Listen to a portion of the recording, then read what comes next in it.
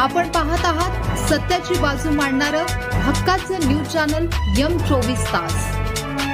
एलसीबीची मोठी कारवाई। सांगली जिल्ह्यात अवैध शस्त्र विक्रीचे मोठे रॅकेट उघडकीस आणत स्थानिक गुन्हे अन्वेषण शाखेने एलसीबीने धडाकेबाज कारवाई करत विटा येथील एका तरुणाला ताब्यात घेतले। आरोपीकडून तब्बल 4 देशी बनावटीचे पिस्टल, 4 जिवंत काडतुसे आणि मोटरसायकल असे एकूण 2,67,400 रुपयांचा मुद्देमाल जप्त करण्यात आला आहे। या कारवाईमुळे विटा शहरात एकच खळबळ उडाली आहे। ही कारवाई 21 मे रोजी स्थानिक गुन्हे अन्वेषण शाखेच्या पथकाने गुप्त माहितीच्या आधारे केली। पोलिसांनी सापळा रचून धीरज सतीश चव्हाण वय 21 राहणार पारे रोड, बजरंगनगर विटा, तालुका खानापूर, जिल्हा सांगली याला ताब्यात घेतले।